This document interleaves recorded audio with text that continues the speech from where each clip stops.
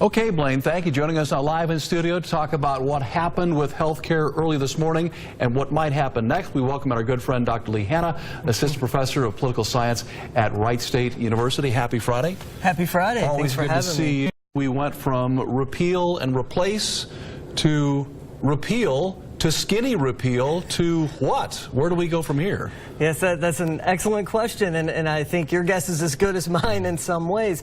It looks like this has effectively shut down the debate over health care, at least through the summer recess. Now, there is time to pick it up. They still have majorities, but this was a big setback. Many hoped that they knew they had lost Murkowski and Collins early on, but they hoped McCain would hang on for that skinny repeal vote, as you mentioned, which would have ended the individual mandate and a few other policies, with hopes it would go to the House and get into conference, and then maybe they could piece together something out of there. Let's talk about that McCain moment, because most of us did not see it at 1:30 this morning, but, you know, reminiscent of a Roman emperor giving the thumbs down, and you could hear the audible gasps in the Senate gallery. I mean, given everything happening with his health, just an amazing moment. You're right, and normally C-SPAN is about the driest thing you can watch, but it was pretty fascinating last night. That was high drama, and had a lot of people up later than they should have been trying to keep up.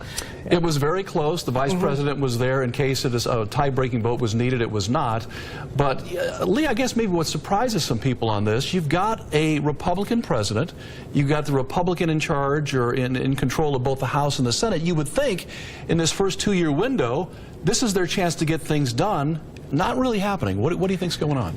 You're right, and I think it is much easier to be in the opposition. You can just kind of hold, lock arms. You're not actually passing policy. You're not playing with live ammo. You're just keeping the majority party from going too far. And now we see that the Republican Party is vast in terms of where these members are ideologically, and so it's very challenging to keep Ted Cruz and in the same place. And so I would argue that any Republican president would have a real challenge to keep these Republicans together. But certainly President Trump has not been as proactive, you know, with the Hill. He's been more active in other areas, and so he didn't maybe have the capital to keep some of those senators on board that perhaps another president would. I saw Mitch McConnell say today that maybe it's time to just kind of step back, everybody take a deep breath, and that he welcomes input from Democrats. How refreshing would that be, the two sides actually working together?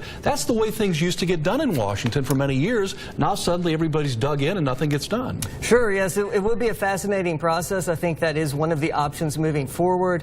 To be honest, we've thought this healthcare was going to die on about 3 or 4 different occasions. So if a report came out after I left today that they were back in session, it wouldn't shock me. But I think that McCain's move, it sounds like he's pretty steadfast. I don't see Collins or Murkowski moving. So for the time being, the question in this recess will be, is there a bipartisan way to move forward, or do we just move on to tax reform or infrastructure? And as for John McCain, now headed back to Arizona to begin cancer treatment, of course, we wish him nothing but the best. Lee Hanna, thank you so much. Thank you so much. Have a great weekend. Brookie, over to you.